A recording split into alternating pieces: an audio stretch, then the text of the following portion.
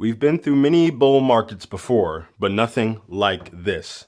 Welcome back to a brand new episode of Gen Z BTC. It's me, Satoshi Guapamoto. And today we're going over just 5 reasons why this bull market is completely different than anything we have ever seen before. There are more than just these 5 reasons, but these are just the top 5 that I have identified after years of being in the Bitcoin market. First off, ETFs and MicroStrategy.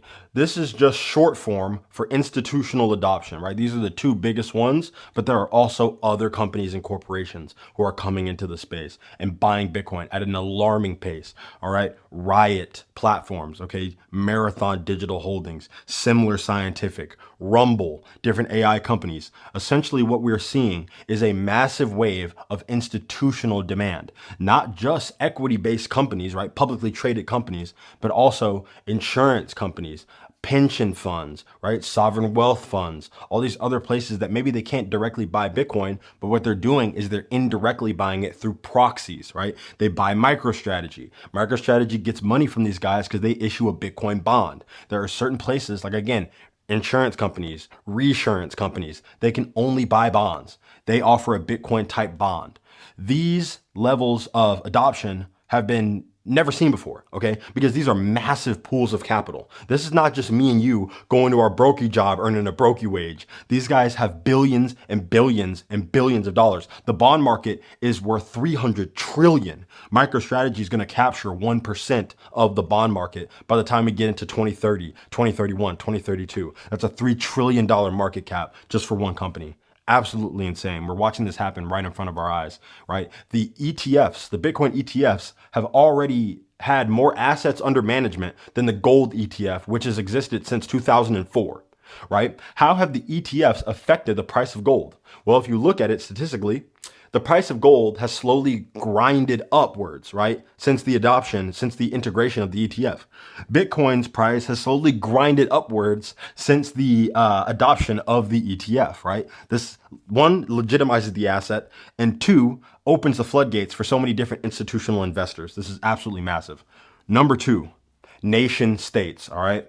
When I say nation states, I mean countries like El Salvador, right, who are buying a Bitcoin per day. They've literally paid off all of their debt because of Bitcoin. Okay. I'm talking about countries like Argentina who are looking to further their surplus, right, by adding Bitcoin as a strategic national reserve asset, right? I'm talking about small countries in Asia like Bhutan, right? The country of Bhutan, half of their entire GDP is in Bitcoin because they've quietly been mining it, right? And they recently came forward saying that they held over 11,000 Bitcoins.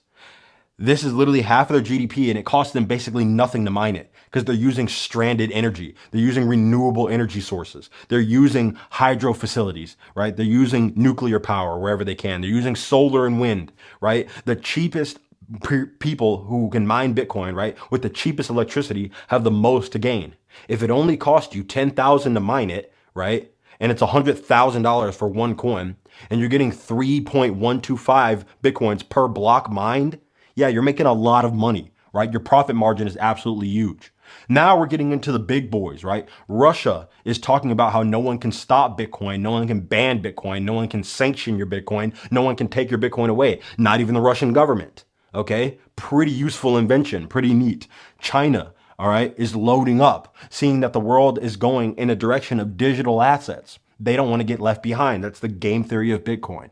Donald Trump coming out talking about building a Bitcoin strategic reserve and having an entire cabinet that is pro Bitcoin, right? A Bitcoin focused cabinet, right? His sons super into Bitcoin, recently speaking at the Saudi Arabia Bitcoin event, speaking about the things that they're seeing behind closed doors and what's coming for the United States.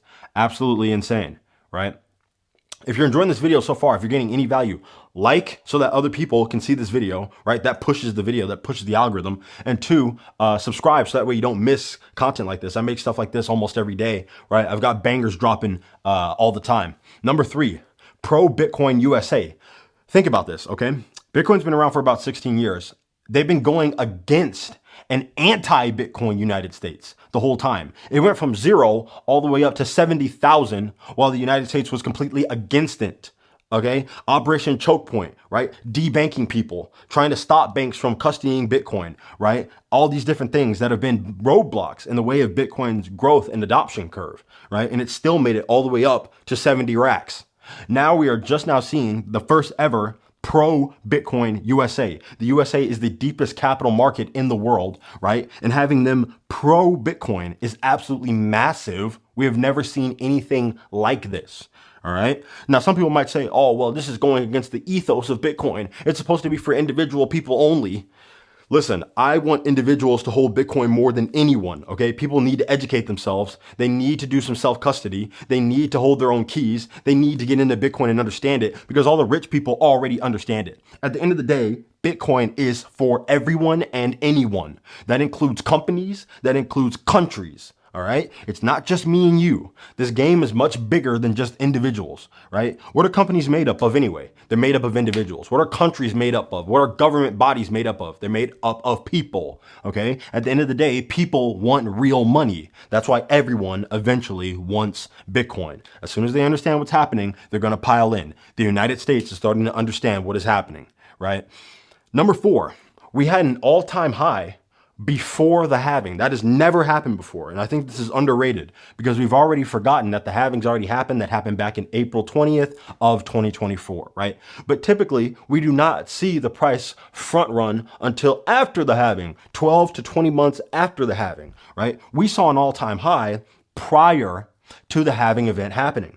So I think what we're seeing here is we're seeing exponential growth in the Bitcoin network. Currently, Bitcoin's only held by about 2 to 3% of people globally, right? And of those people who hold it, they really don't understand on a deep level how this completely changes the incentive structure of all of society, right?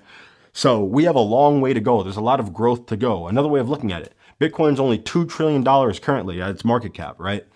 There are over $900 trillion of store of value assets that are looking to be absorbed by a superior monetary asset. That's what Bitcoin is striving to do. And that's what it's doing every single day, every 10 minutes, right? Bitcoin is an immutable truth that continually reinforces itself every 10 minutes. All right. It's absolutely insane. Great technology. And what I think we're going to see, right? And you can come back to this video in a year. We'll see what's up. From April 2025 all the way to December of 2025. That is when we're going to see the massive growth phase of Bitcoin, the absolutely huge adoption phase of Bitcoin. This is not even including things like the strategic reserve and a pro-United States pushing for Bitcoin adoption and companies who want to save their monetary energy, right? Their economic energy through Bitcoin. That's not even counting that. It's just in basic supply and demand, right? The supply is not enough. There's only 450 made per day. And there are thousands, tens of thousands of Bitcoin being purchased per day, right? And then what's going to happen is we're going to come into a supply squeeze where we see the amount of Bitcoin on exchanges at all-time lows. We see that the hash rate is going to be at an all-time high. And all of these factors being put together, we're going to see Bitcoin running like we've never seen it run before. April 2025 to December 2025. Bookmark it, come back, and we'll see what's up. Finally, okay, this is an underrated one. FASB accounting. FASB stands for the Financial Accounting Standards Board, and it is a private standard setting body whose primary purpose is to establish and impose generally accepted accounting principles within the United States in the public's best interest, right? Now, are they very good at their jobs? I would say not quite, but they're sort of getting it together. Bitcoin was seen as something that's called an intangible asset on companies' balance sheets, right? Basically what this means is if a company buys Bitcoin, if Walmart buys Bitcoin for their treasury, they are only allowed to mark it on their balance sheet as a loss. Even if it goes up, if there's ever a time where it went down while they were holding it and then it went back up, you can only mark the loss. You can never mark the gain. Okay. This is part of the Operation Choke Point 2.0 thing where you have things like SAB 21 and FASB unfair accounting rules where you're trying to disincentivize banks from custodying it, right? You don't want banks to hold it. You don't want companies to adopt it, right? You're trying to stop all that. FASB's accounting rules just changed today, right? Today, December 15th, 2024. And now when banks or when companies hold Bitcoin, this means that they can now mark it as fair value. This is fair value accounting. This is a major roadblock that stopped a lot of companies from putting Bitcoin on their balance sheet. Because again, if you're a CFO or if you're some sort of financial advisor for a company and you put Bitcoin on the balance sheet, even if it goes up, when it comes time for earnings, you have to mark it as negative. So that means that you have egg on your face. You look like a moron, right? You're about to get fired because you bought this digital internet money coin that apparently only goes down on the balance sheet. Even when it goes up, you have to mark it as negative. This change means that now people can show their gains from holding Bitcoin. This is also what's going to push MicroStrategy's forward-looking PE to levels we've never seen before. This is going to be absolutely insane. And they're going to eat the entire market. They just got added to the QQQ, and we're just going to witness things that we've never seen before. Okay, we're going to witness growth like we have never seen before. We're going to witness adoption like we have never seen before. Because roadblocks like this that are extremely anti-Bitcoin are getting flipped for the first time in history, right?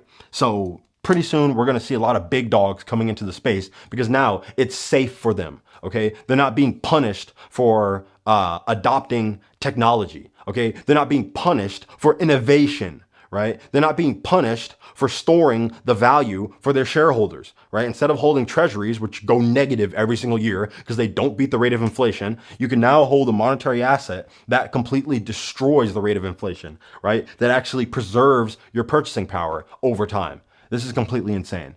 And this is just the tip of the iceberg. There are more reasons than just this, but I think these are the top 5.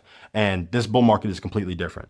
This bull market is completely different. We're going to see candles, $20,000 candles, $30,000 candles, $50,000 daily candles. Come back and we can look and see if I was wrong or not. This is just some of the catalysts, okay? And when you realize that there's so many things that are leaning in the favor of Bitcoin, as Bitcoin continues to win again and again and again, as all these financial advisors and economists, right, and quants who've been yelling from the rooftops, oh, don't put your money into Bitcoin, you're gonna lose all your money. They were saying that at $10, they said it at $100, they said it at $1,000, they said it at $10,000, and they're saying it at $100,000. That's called arrogance. They don't know what they're talking about. Bitcoin is an ego test. Can you check yourself, do some research, figure out what's going on here, and then change your previously held belief? Can you do that? Most people can't do that. All right. So you watching this channel, you have an advantage. All right. Because you're able to get high level information, quality information, when the rest of the people on earth are trying to figure out how to price this thing, where it's going, how it even works. Right? All the people who are trying to figure out, well, is Apple actually going to work? Is Amazon actually going to work? Is Microsoft actually going to work? They're questioning it the whole time as it's running up and taking over the market. That's what's happening right now with Bitcoin. We've never seen anything like this. That's why it's so hard for people to reframe their brains to try to think about what's happening here, right? But you've got a secret weapon. You've got Gen Z BTC. You know what I'm saying? So thank you guys so much for watching. All right, share this video with someone who might find it interesting. Again, subscribe. I keep trying to drop bangers. You know what I mean? Leave some recommendations in the comments for what you guys want to see next. I got a lot of amazing stuff coming. A lot more exposés coming. All right, there's a lot of people who don't know what they're talking about. They like to run their mouths. You know what I mean? So we have to check these people. We have to check what they're saying. We have to look at what they're saying. And then we have to make fun of them for being wrong. So that way, maybe they can feel a little bit of humility, right? So that maybe they can look back and be like, oh, you know what? Maybe that was a stupid thing to say. You know, so we'll see what's up. Come back to this video in a year. We'll see how right I was. Thanks for watching, and I'll catch you on the next one. Stack sats or die trying.